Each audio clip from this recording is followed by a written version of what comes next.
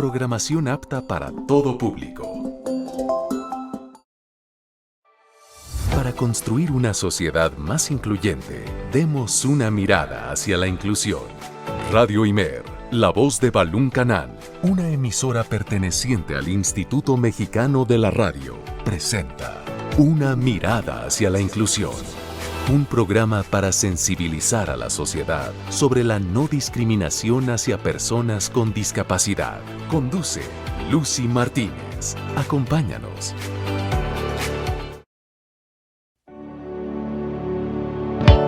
Radio Imer 94.9 de FM, me da mucho gusto saludarte este lunes en una emisión de tu programa Una mirada hacia la inclusión. El día de hoy vamos a estar platicando sobre algunos trastornos mentales, que es importante que hablemos de estos temas en la radio pública y sobre todo porque este sector también es muy estigmatizado. También hay muchos mitos, hay muchas cosas alrededor de este tipo de situaciones y por eso es relevante que nosotros aquí en Una mirada hacia la inclusión demos una perspectiva, ¿no? Y qué mejor de una persona que lo vive, que desde su experiencia, ¿no? Y que comparte también este tipo de vivencias. Pero antes de presentarte a nuestra invitada, que ya la tenemos aquí en cabinas de Radio Imer, déjame comentarte que nos puedes sintonizar a través de www.imer.mx/Radio Imer. También este programa lo tienes en formato de podcast en Spotify y en YouTube y nos encuentras como Una mirada hacia la inclusión. Esta semana tendremos nuestra sección del ABC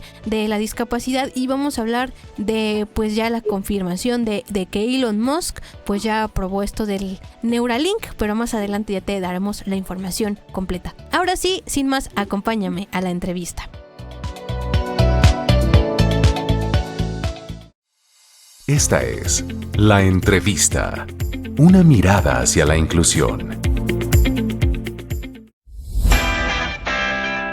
Iniciamos en nuestra sección de la entrevista y como yo siempre digo, me da mucho gusto tener invitados de lujo, invitados que cada lunes nos vienen a compartir su historia de vida, nos vienen a compartir un poquito o un mucho de lo que hacen en pro de la inclusión y de muchas cosas. Y tenemos aquí a Alicia Rodríguez, es autora del libro Te demostraré lo contrario y además es conferencista y por supuesto TikToker. Alicia, buenas tardes, bienvenida a tu casa Radio Imer. Hola, ¿qué tal? Muchísimas gracias y qué gusto estar aquí. Muchas gracias por invitarme. No, pues a nosotros nos da mucho gusto y lo importante es dar a conocer también un poquito de ti, hablar de tu libro, pero para los que no te conocemos, háblanos de ti y cómo es que te decides hablar de estos trastornos, también es importante. Pues realmente siempre he dicho que mis papás son extraterrestres.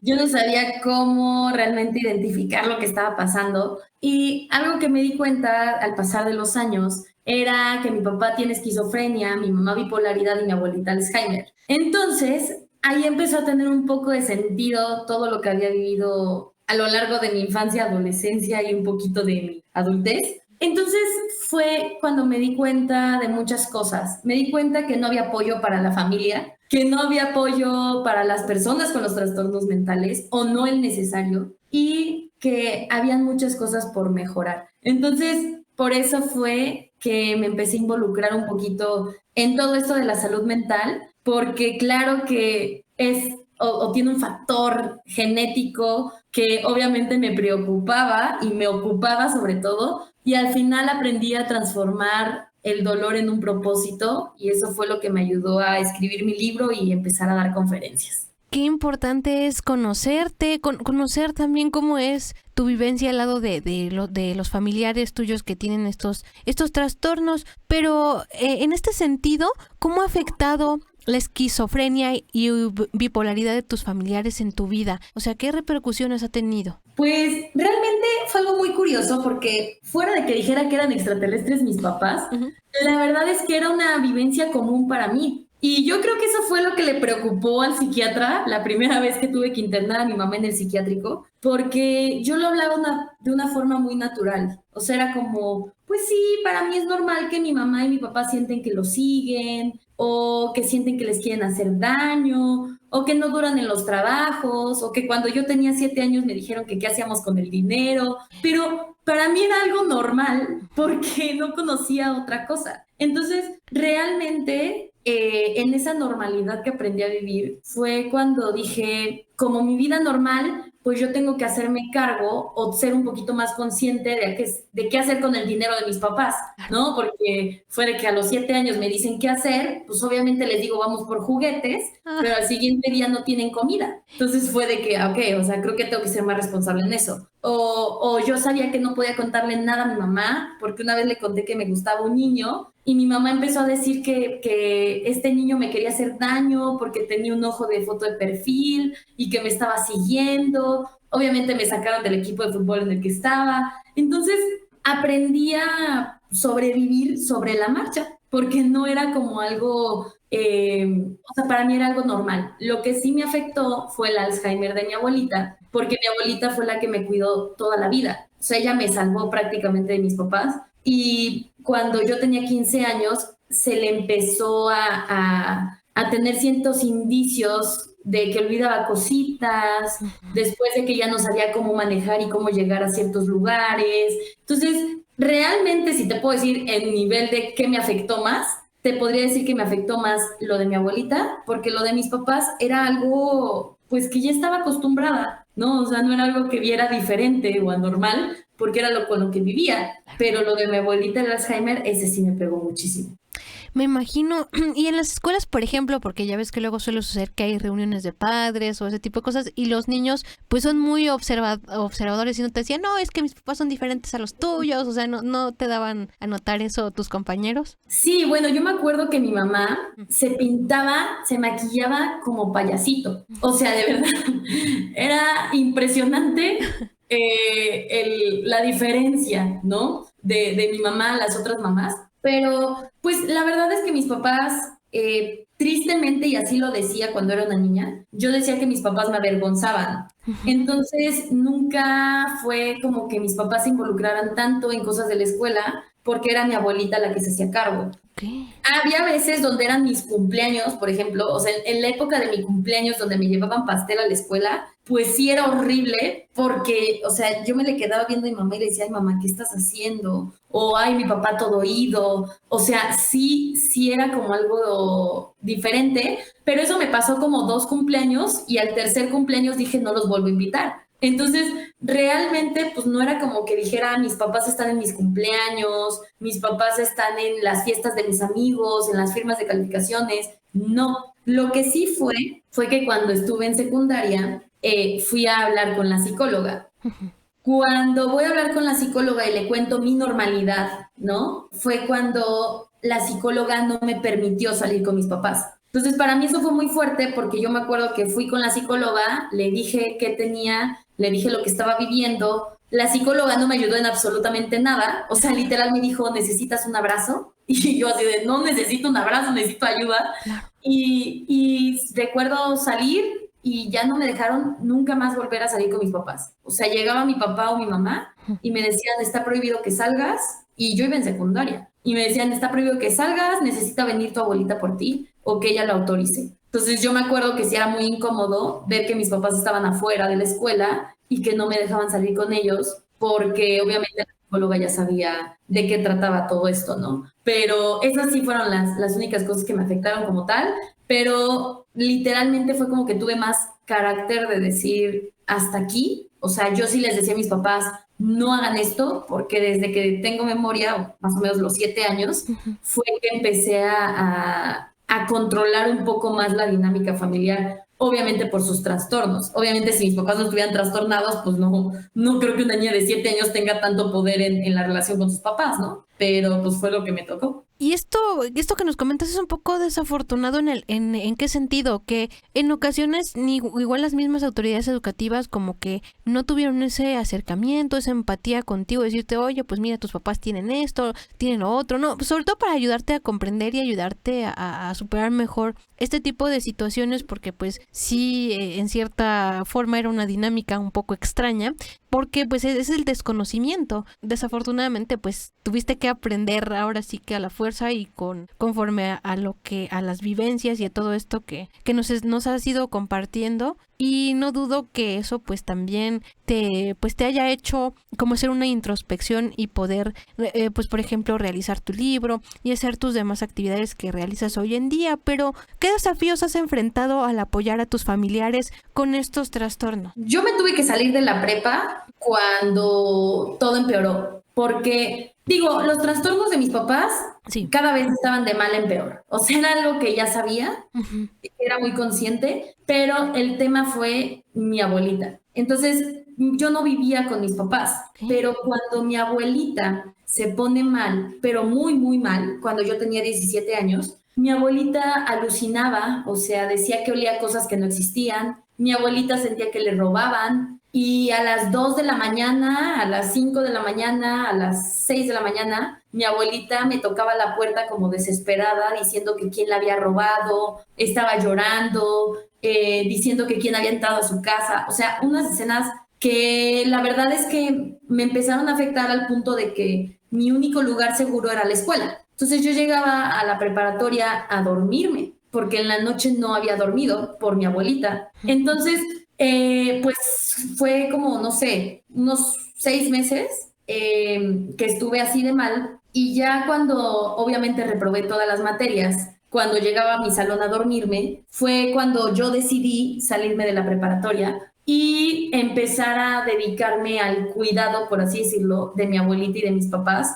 Y el tema de la preparatoria fue un tema porque a mí nunca me impidió hacer cosas. O sea, yo empecé a escribir mi libro, empecé a dar conferencias y conferencias al Politécnico Nacional, y la verdad es que yo ni tenía la prepa, o sea, tenía la secundaria, y también le di conferencias al INJUVE, que es el Instituto Federal de la Juventud, y yo sin preparatoria. Entonces, no sé, o sea, era hasta un tema raro, pero también era motivante de decir, pues es que a mí nada me puede detener, o sea, lo que viví fue duro, pero sé cómo sobrellevarlo y voy a seguir adelante. Entonces fue un tema que hasta la fecha en las conferencias que doy, he dado conferencias con psicólogos, con neurólogos, o sea, con gente muy preparada, que me dice, la verdad es que es impresionante cómo has convertido ese dolor en un propósito, porque fácilmente caes en cualquier cosa, ¿no? O sea, fácilmente caes en excesos, en sustancias ilícitas, en todo lo ilícito,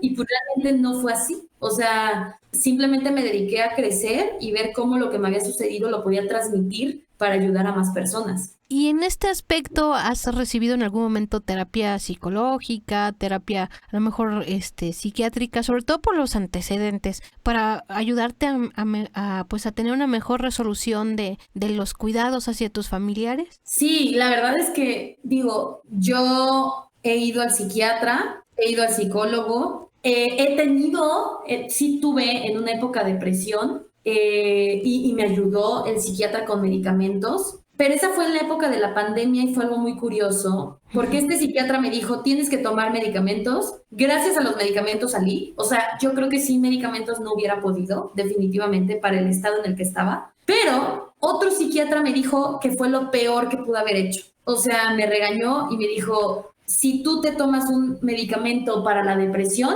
fácil te puede botar en una manía. Entonces, obviamente, y ya después en una bipolaridad, y más por todos los antecedentes. Entonces, fue algo que me impactó mucho. O sea, yo creo que hice lo que tuve que hacer porque realmente no había de otra. O sea, sé que sin los medicamentos no hubiera podido salir adelante, pero este psiquiatra me movió mucho de decirme, a ver, o sea, no te puedes tomar cualquier medicamento. Claro. O sea, no puedes hacer eso. Y obviamente me encanta ir al psicólogo, pero me encanta ir al psicólogo de una manera muy consciente, en donde me gusta trabajar lo que tengo que trabajar, pero no depender del psicólogo. Es como, sé que necesito ayuda, voy a pedir ayuda, sin embargo lo manejo de una forma en la que no necesite estar constantemente ahí, porque creo que tampoco es sano depender emocionalmente de otra persona. Entonces, definitivamente sí, amo pedir ayuda, yo creo que es lo mejor que se puede hacer, y por eso me gusta tanto alzar la voz, porque digo, a ver, si yo hubiera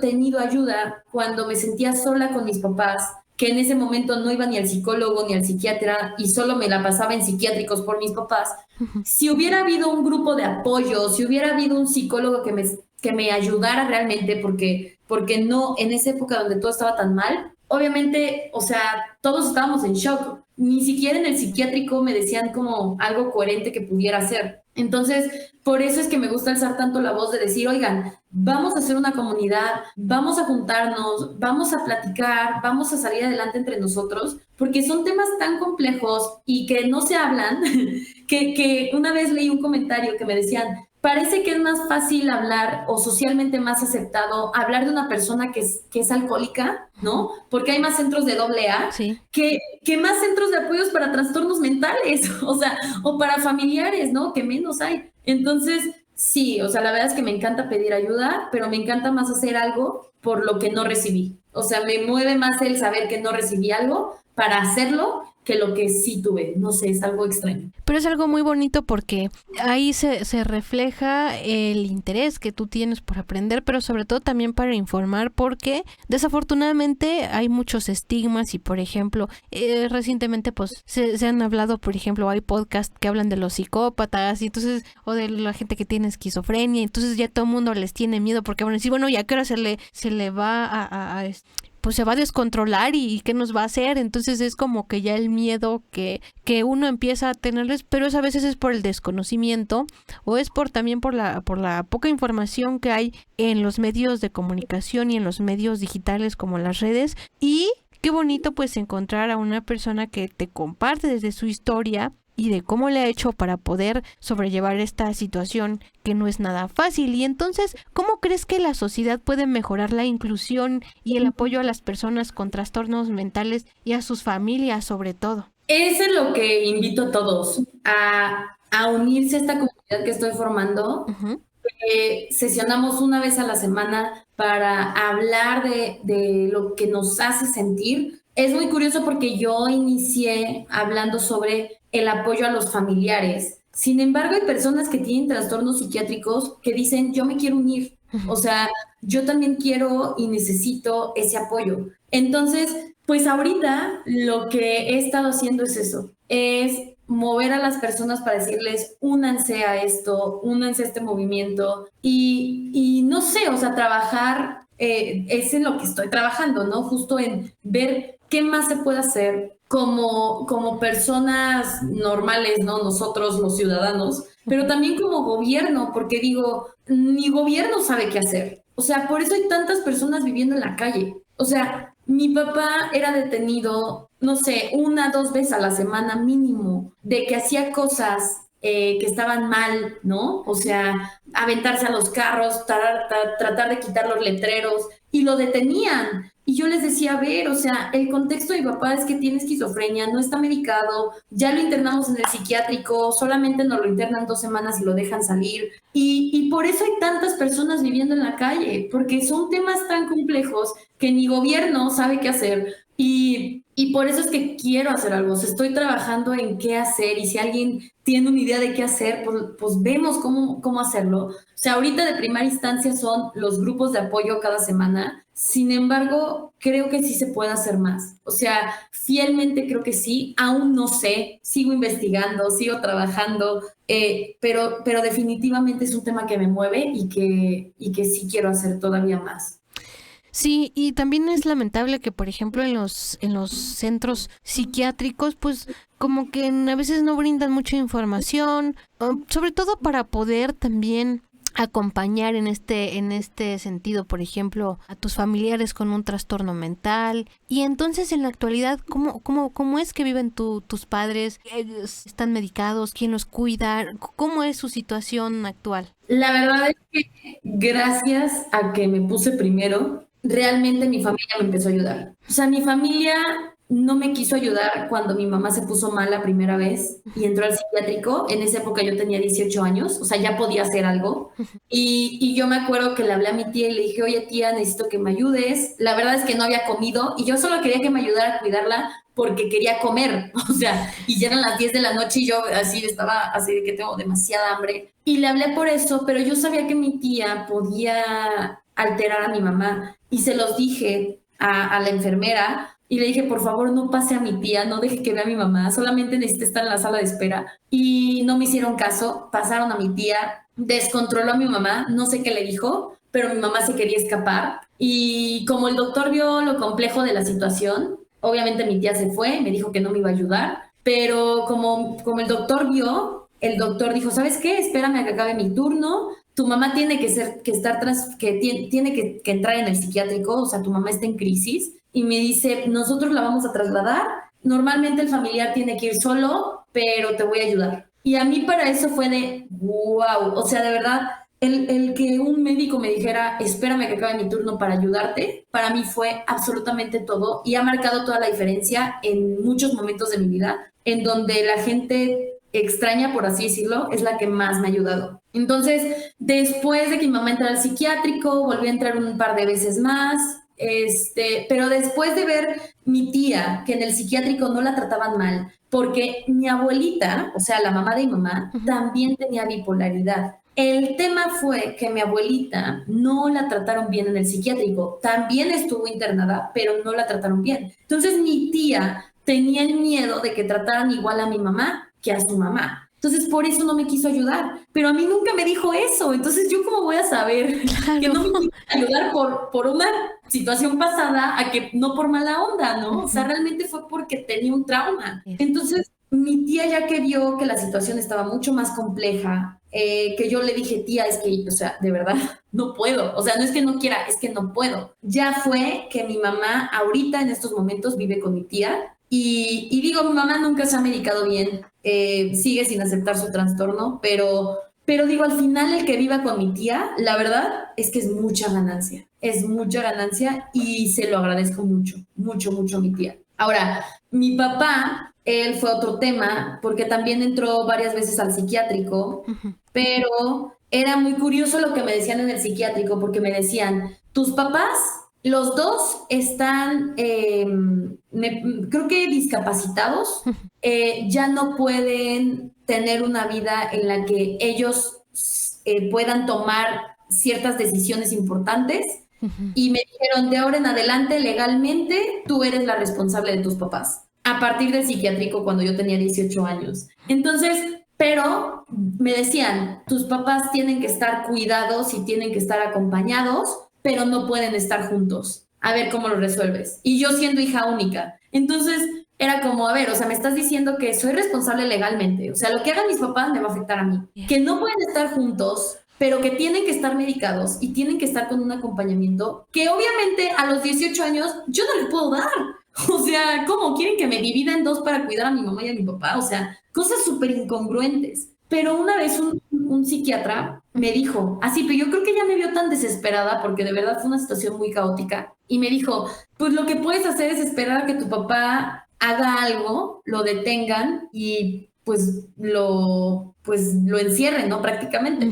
Entonces, para mí era muy frustrante que mi papá vivía en la calle, que mi papá lo detenían y no hacían nada. Y no hacían nada nadie. O sea, ni el psiquiátrico. Obviamente yo no podía, porque mi papá es una persona muy agresiva. O sea, pero también es muy manipulador. Entonces, tú puedes ver que está muy agresivo, pero cuando le hablaba a la policía, mi papá actuaba como si nada. No, es que yo estoy bien, sí tengo esquizofrenia, pero me medico, y tengo mi casa, y tengo trabajo, y tengo amigos, y yo, es que todo eso es mentira, pero todos le creen. Entonces, no sabía qué hacer. O sea, realmente no sabía qué hacer. Y fue mucho tiempo sin saber qué hacer, hasta que un día una persona me ayudó.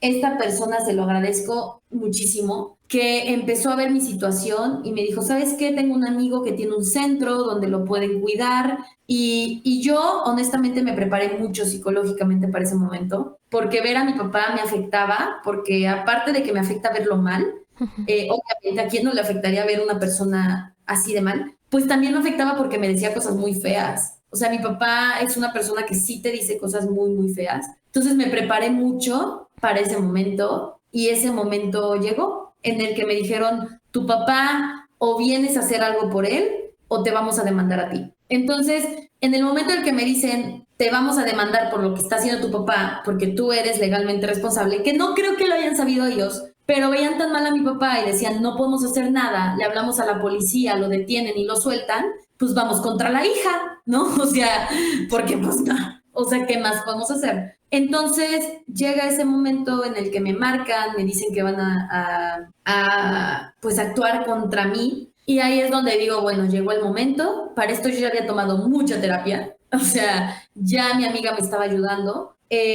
Lo metemos primero al psiquiátrico, se ingresa, pero después saliendo del psiquiátrico me lo llevo a un centro donde lo cuidan. Lo tuvimos que mover a otro centro de otro amigo, pero ahorita ya lleva como 2 años viviendo ahí. Y la verdad es que digo, eso fue una salvación. O sea, para mí eso es todo, porque ya no podía. Y yo creo que muchas personas que tienen personas con trastornos tan complejos han pasado por lo mismo y lo siguen pasando, en donde ya no saben qué hacer, en donde piden ayuda y no se las dan, donde sí ayudan a su familiar y le tratan de dar las medicinas, pero siente que lo envenenan, entonces no se las toma, o siente que le quieren hacer daño y no se las toma, va a la calle, vive en la calle, lo detienen, y es un círculo vicioso que no acaba. Entonces la verdad es que yo tengo mucha suerte, y hasta la fecha mi papá está internado ahí. Y bueno, mi abuelita acaba de ingresar a un asilo donde la cuidan, pero estoy viendo para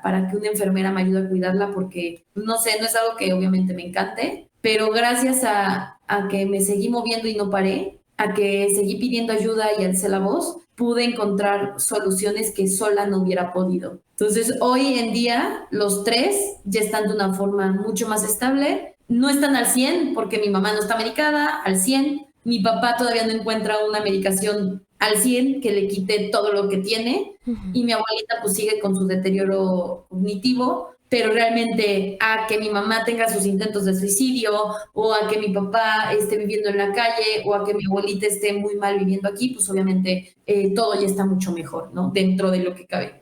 De verdad que es una experiencia totalmente desafiante, totalmente desgastante mentalmente, porque pues sí te pones a pensar, ¿no? Y ahora, ¿cómo le vamos a hacer? ¿O qué va a pasar? Pero qué bueno que ahora pues están teniendo una vida digna, una calidad de vida, pues si no al 100, pero pues ya están acompañados y pues bien les van a brindar pues los cuidados que necesitan, ¿no? Y sobre todo que pues tú también vas a tener un despeje después de varios años en los que pues tú has tenido como madurar a la fuerza, ¿no? Entonces es así como pues un poco compleja tu situación, pero pues siempre hay una luz al final del túnel. Bueno, y ha llegado el momento de irnos a nuestra primera pausa, pero no le cambies porque ya regresamos para seguir platicando con nuestra invitada acerca de los trastornos mentales. No le cambies, estás en el 94.9 de tu FM, Radio Imer, la voz de Balún Canán, una emisora del Instituto Mexicano de la Radio.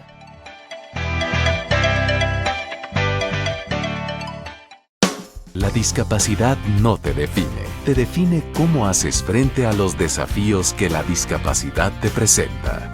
Vamos a una pausa. Las personas con discapacidad tienen derecho a la igualdad de oportunidades y a la inclusión social. Una mirada hacia la inclusión. Continuamos. Descubramos juntos la importancia de los derechos humanos y la accesibilidad en torno a la discapacidad. Acompáñanos en este viaje de aprendizaje y reflexión, donde celebramos la diversidad y promovemos un mundo más inclusivo para todos. Este es el ABC de la discapacidad, en Una mirada hacia la inclusión.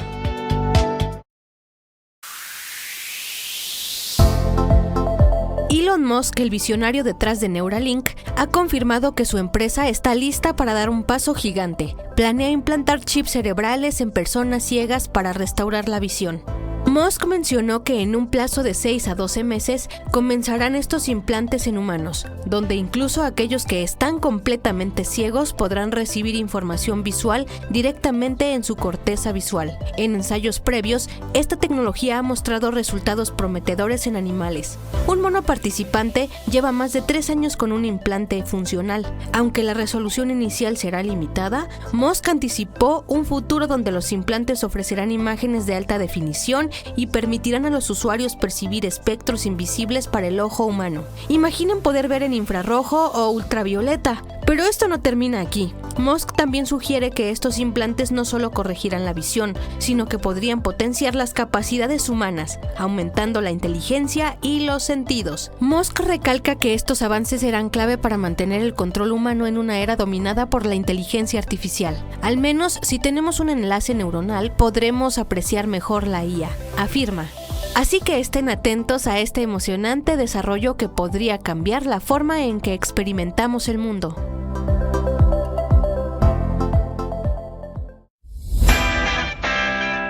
Regresamos aquí a una mirada hacia la inclusión. Si nos acabas de sintonizar, estamos platicando con Alicia Rodríguez. Ella es conferencista, tiktoker y tiene también un libro del cual vamos a platicar de ella y que nos cuente un poquito de qué trata su libro. Y más que todo, pues estamos platicando de los trastornos mentales y pues lo desafiante que es, lo agotador mentalmente para los familiares, que no hay mucho apoyo también por parte de instituciones médicas, instituciones gubernamentales, y eso dificulta también pues la atención a la gente que tiene trastornos mentales, perdón. Entonces, creo que sí es importante que en estos días estemos platicando de estos temas, sobre todo para concientizar más, para que haya una mejor inclusión de estas personas en nuestra sociedad, que ya no haya tanto estigma, que ya no los veamos tan diferente. Finalmente, pues tienen una condición de vida, desafortunadamente pues no dijeron ahí yo quiero tener este trastorno o yo el otro. Entonces creo que es importante que todos estemos informados. Y Alicia, cuéntanos un poquito de tu libro. Te demostraré lo contrario. ¿De qué trata? ¿Por qué decides ese título? Cuéntanos. Pues realmente fue muy curioso la forma en la que hice el libro, porque primero yo le dije a mi abuelita que me pagara un entrenamiento para ser conferencista y escritora. Dije, ¿sabes qué? No me pagues la universidad. O sea, no me pagues la universidad, yo quiero ser conferencista y escritora. La verdad es que en esa época no tenía ni idea, tenía 17 años, pero era un sueño.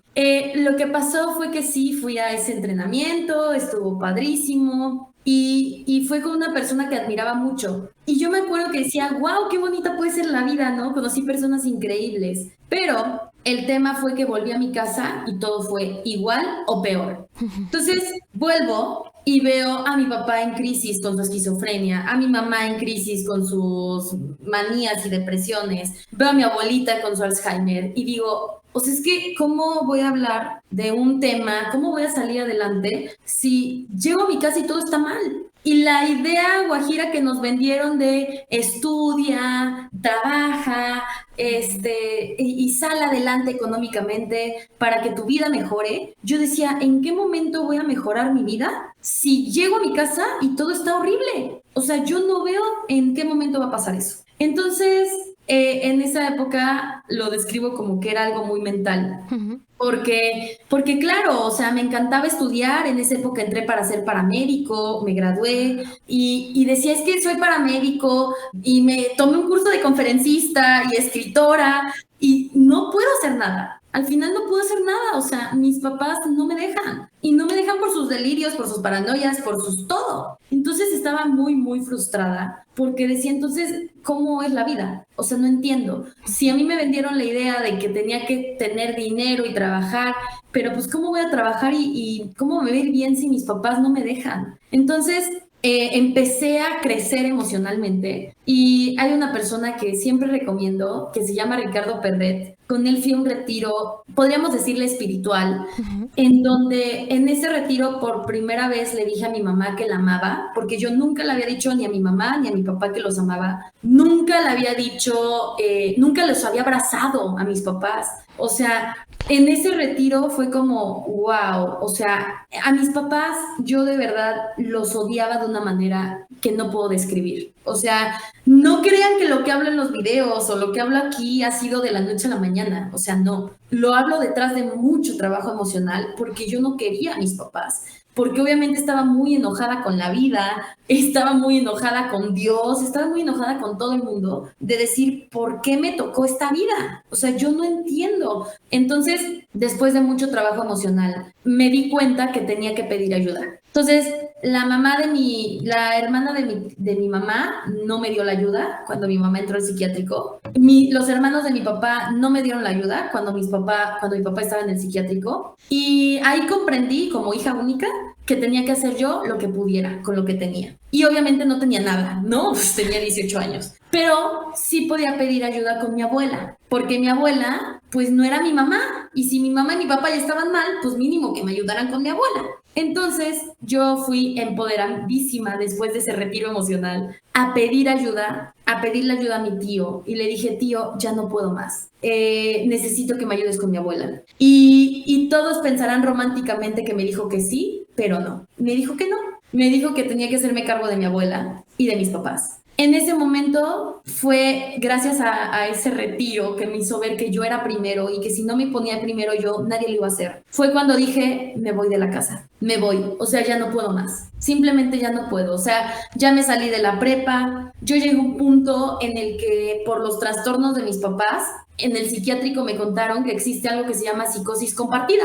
Entonces, cuando una persona está en un estado psicótico, se la puede pasar a otra y se la puede pasar a otra. Entonces, mis papás tenían su psicosis compartida y cuando mi abuelita empezó a empeorar, se la pasaban a mi abuelita. Entonces, imagínate vivir con 3 personas, que los 3 están en un estado psicótico, que te están diciendo que los están siguiendo y la única persona, entre comillas, normal eres tú, pues en un punto empiezas a dudar de tu realidad. Y eso fue lo que me pasó a mí. O sea, yo empecé a dudar de lo que me pasaba y empecé a decir, es que no sé si lo que me está pasando es real o no. O sea, es que yo ya no sé si le quieren hacer daño a mis papás o no. O sea, llegó un punto en el que de verdad me perdí de la realidad. Me perdí porque lo único que escuchaba era eso. Era, me están siguiendo, me quieren hacer daño, me quieren envenenar. Yo no conocí otra cosa. Entonces, cuando le digo a mi tío que me voy de la casa, mi tío no sabía la dimensión del problema que tenía. Entonces, me dice, ok, vete. Y yo veo qué hago con tu abuela. En la ilusión de mi tío, se le hizo muy normal que mis papás cuidaran a mi abuela. O sea,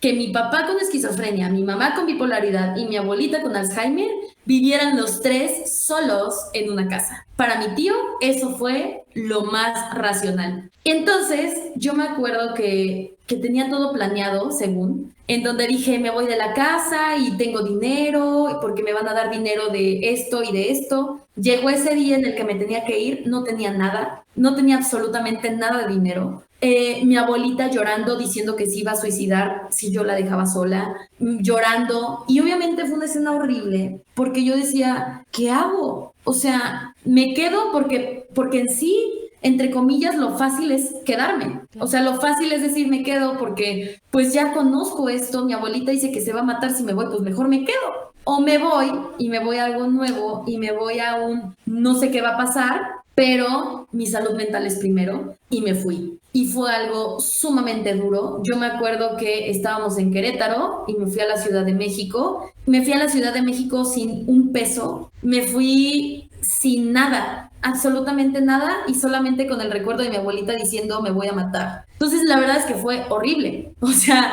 no es como algo romantizado de ay, todo fue hermoso, para nada. Entonces yo me acuerdo que yo llegué literalmente a llorar y a lamentarme, obviamente, de por qué está pasando esto. No entiendo. O sea, no entiendo si me esfuerzo, si quiero que hacer las cosas bien, ¿por qué está pasando esto? Y gracias a Dios conseguí dinero para 15 días. Literal, cuando yo vivía sola, vivía de pasta, porque la pasta es lo más barato. O sea, vivía de pasta todos los días, 24/7, por un año. Y fue algo sumamente duro. Pero ahí fue cuando empecé a escribir mi libro. Y fue cuando dije, ok, a ver, yo creo que el primer paso para estar bien en tu vida es el amor propio. O sea, si tú no tienes amor propio, pase lo que pase, todo te va a derrumbar, todo te puede derrumbar. Entonces, para mí fue una base el amor propio, pero el amor propio no es suficiente. O sea, porque yo decía, si el amor propio fuera suficiente, ¿por qué todavía no me va bien en la vida?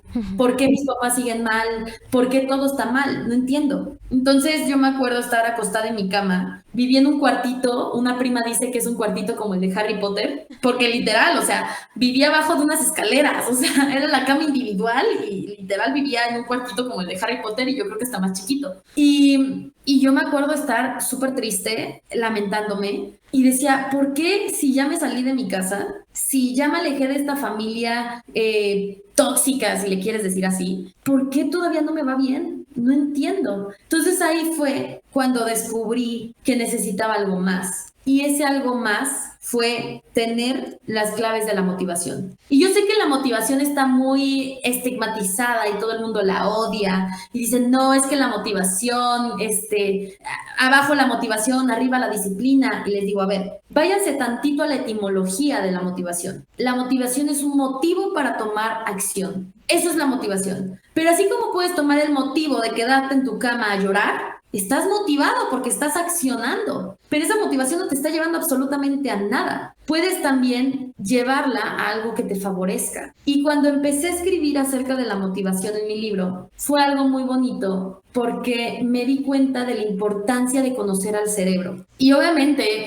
gracias a mis papás, gracias a todo lo que viví sobre los trastornos mentales, obviamente ya tenía un acercamiento a los trastornos, pero no de esa forma, no de la forma en la de cómo puedo prevenir esto, cómo puedo ayudarme de esto. Y ahí fue cuando empecé a ver que es importantísimo, uno, conocer al cerebro y dos, tener las claves de la motivación. ¿Y por qué me refiero a claves? Porque la clave es llevar la motivación a algo que te ayude. O sea, ¿de qué me sirve saber que estoy motivado comiendo porquerías? No. O sea, ¿de qué me sirve saber que estoy motivado quedándome dormido? Porque estás accionando. Es una acción que no te está llevando a nada bueno, pero estás tomando acción. Entonces, empecé a estudiar el cerebro, empecé a ver por qué cuando estabas motivado en un tiempo, después te llegaba el bajón, empecé a ver claves de cómo motivarte, o sea, cómo mantener o tratar de mantener esa motivación a lo que tú quieres. Y ahí fue donde me di cuenta de otra cosa, que no importa si tienes amor propio, que no importa si tienes las claves de la motivación, eso no importa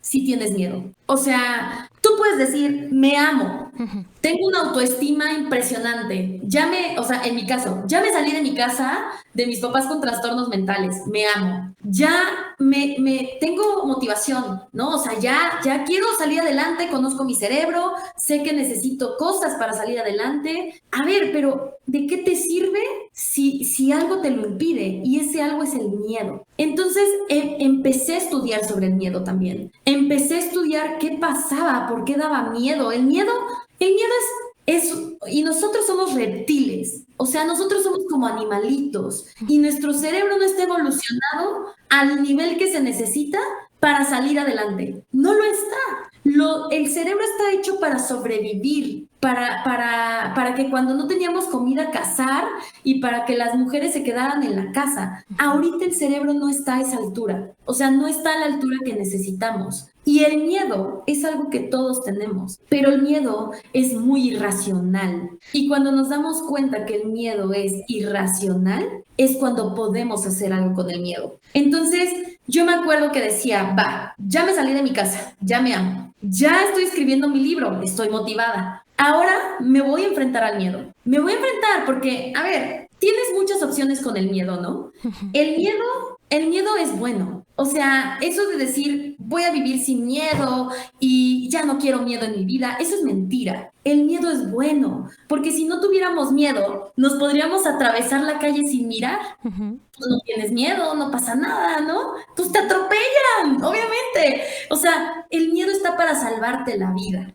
Para eso es el miedo. Sin embargo, el miedo en nuestro cerebro irracional nos dice que, por ejemplo, hablar en público nos va a matar. Nos va a matar con las críticas, nos va a matar con el qué dirá la sociedad. Entonces, cuando vemos lo irracionales que somos, es cuando podemos hacer algo con eso. Entonces, fue cuando dije, ok, yo sé que mi miedo es súper irracional, pues me voy a parar de mi camita y me voy a ir a lo mejor de lo mejor, porque siempre he dicho, si te entrenas con alguien que sea el mejor de lo mejor. Entonces, me fui al Instituto Federal de la Juventud a decirles que era conferencista, ¿no? O sea, obviamente, porque aparte tengo una frase que es, si te la crees, te la creen y te la creas. Esa es mi frase de vida y con lo que he hecho todo, absolutamente todo. ¿Cómo está esa frase? Es, si te la crees, es estudio, me preparo. Si yo digo que soy conferencista, me creo conferencista, pero para creerme conferencista ya me entrené, ya hablé en público, ya en ese tiempo había ganado concursos de oratoria. Entonces, ok,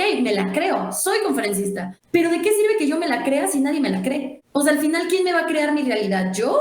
Pues no, o sea, yo no me puedo autoinvitar a las escuelas, Claro. ¿no? O sea, obviamente no. Entonces me la tienen que creer los demás. Entonces fui al Instituto Federal de la Juventud y toqué puerta y le dije, ¿sabes qué? Soy conferencista, estoy escribiendo mi libro y hablo de cómo hacer de tu pasión tu realidad, porque ese es mi tema, cómo hacer de tu pasión tu realidad. Les encantó y ahí fue cuando dije, wow, o sea, salí del Instituto Federal de la Juventud diciendo, órale, ya soy conferencista. O sea, wow, se me hizo. Aparte fue muy padre porque fue, o sea, me dijeron, ¿en serio eres conferencista? Pues vamos a hacer tus videos promocionales, vamos a hacerte tu foto.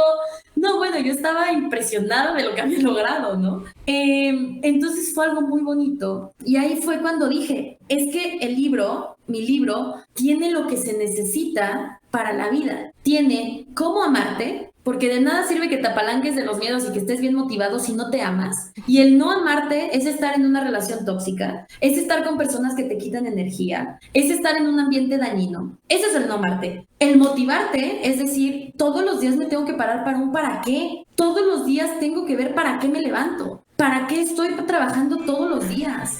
Todos los días. Por lo menos hacer una cosa proactiva. Todos los días. Y después, ya que sé que soy súper racional, que me amo y que me motivo, pues dale con tus miedos. Y algo que me propuse a partir de que fui conferencista y lo logré, creé mi realidad, fue que en cada conferencia iba a romper un miedo mío.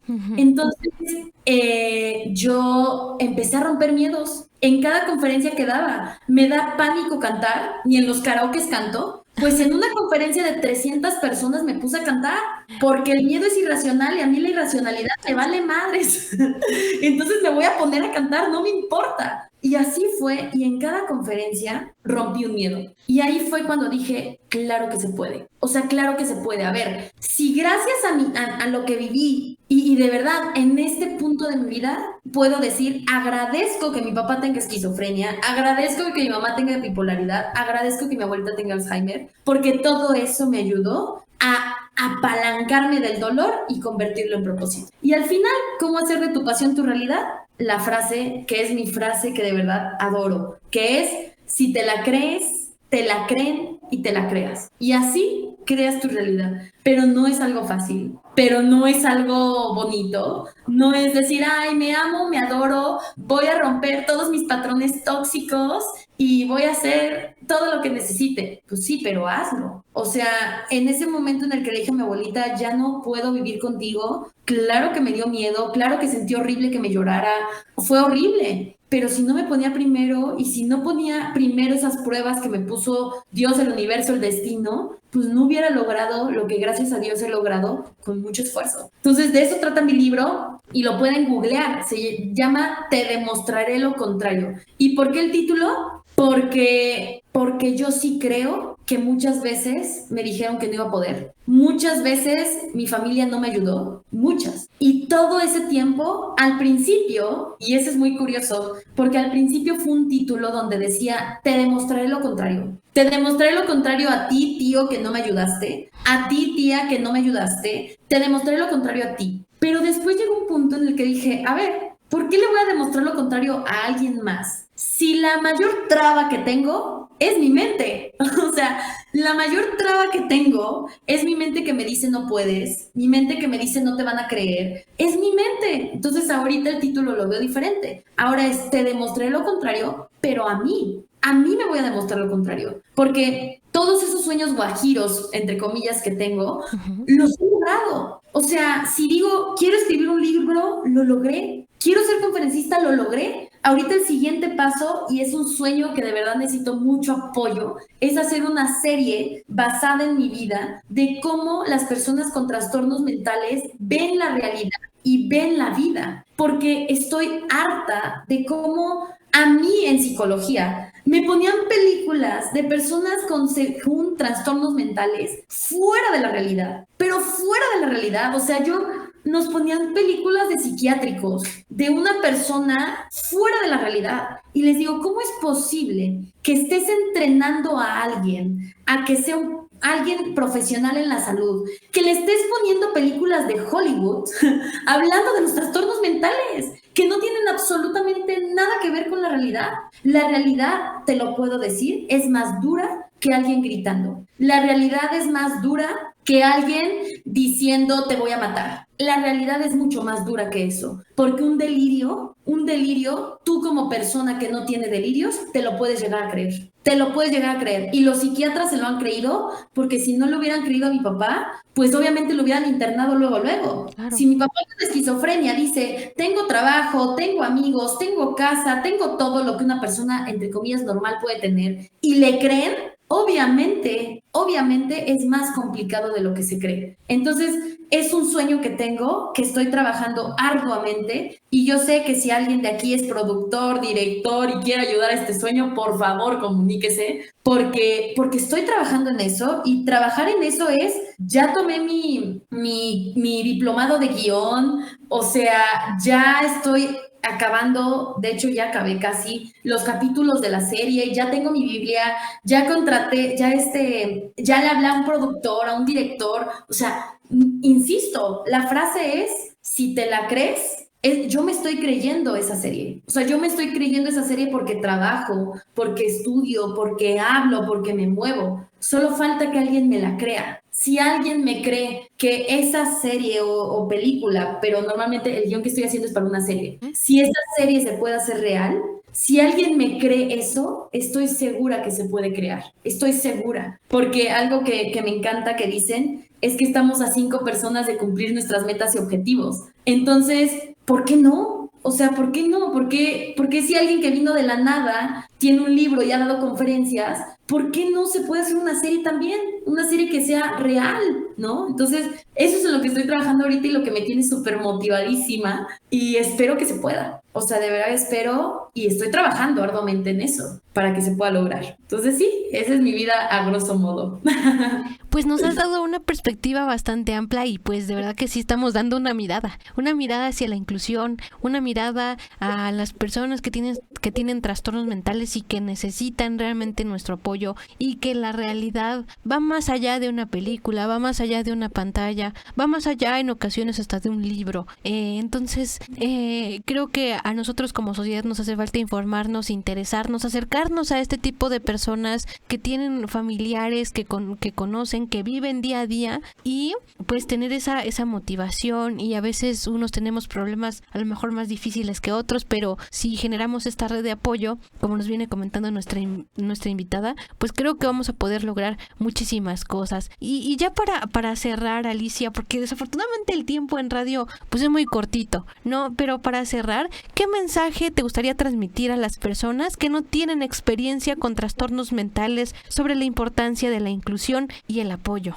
Pues pidan ayuda. O sea, muchos comentarios en los videos que leo son de personas que dicen creer que su familiar o su allegado o su vecino o su amiga tiene un trastorno mental. Entonces, pidan ayuda. Tú no puedes decir que tiene alguien un trastorno mental si no está dicho por un psiquiatra. Un psiquiatra es el que tiene que diagnosticar a alguien. Para un psiquiatra, yo sé que está súper estigmatizado, pero por eso digo que hay que alzar la voz. Pero si no quieres un psiquiatra, ve primero un psicólogo. Y después, si el psicólogo te lleva a un psiquiatra, ve a un psiquiatra. Y si tú crees que la persona que es allegada a ti tiene algo, dile a la persona, ve, o sea, ábrete las puertas, ve a un psiquiatra, porque es un tema tan complejo, tan estigmatizado, que bueno, ahorita después de pandemia, la tasa de personas con trastornos mentales es de más del 40%. Ansiedad, depresión y ya las mayores, esquizofrenia, bipolaridad,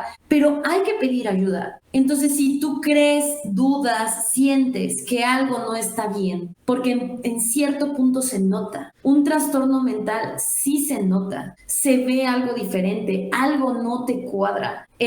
Pide ayuda. Eso sería lo primero. Y ya que pidas ayuda, ponte primero a ti. Si tienes un trastorno mental, si eres el familiar, si eres la persona que sea, ponte primero a ti. porque es más fácil ayudar a alguien cuando tienes tu vasito de agua completo a cuando tu vasito de agua se está quedando sin nada de agua. O sea, es más fácil ayudar a alguien cuando tienes energía de ayudar a que si quieres ayudar a alguien que no puedes ni ayudarte a ti mismo. Entonces, primero, pide ayuda, por favor, pide ayuda. Hay profesionales que están para ayudarte. Y 2, ponte primero a ti, porque esa es la clave para que no solamente te ayudes a ti, sino que ayudes al otro. Y el significado real del amor propio es, yo te ayudo porque sé que en esa ayuda me estoy amando. Una persona que tiene amor propio no es la que dice, no voy a ayudar a nadie porque no me importa. No. Es decir, como sé que yo estoy bien, te puedo ayudar y te quiero ayudar aún más de que si no estuviera bien. Entonces, ojalá, de verdad espero que se pueda alzar la voz, que de verdad esto se va a hacer si nos unimos todos. O sea, una persona que diga, necesito ayuda, no va a pasar nada. Pero si muchas personas nos unimos, de verdad que se puede hacer un movimiento. Y por favor les pido, me pueden seguir en mis redes sociales como Alicia Rodríguez Oficial.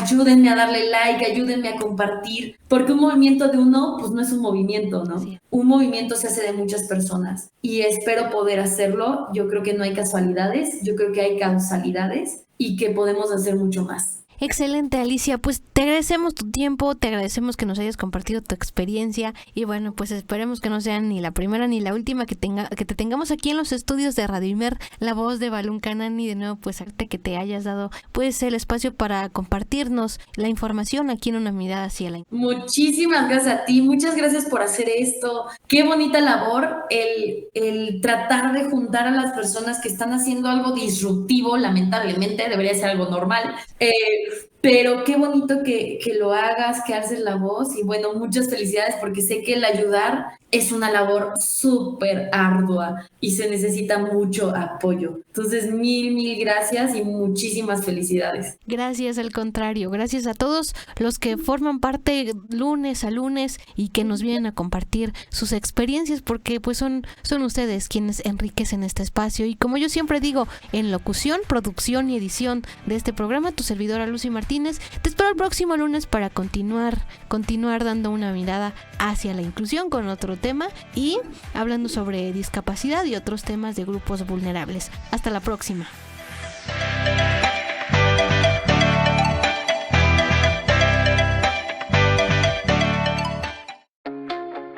Radio Imer, la voz de Balún Canán, una emisora perteneciente al Instituto Mexicano de la Radio, presentó Una Mirada hacia la Inclusión.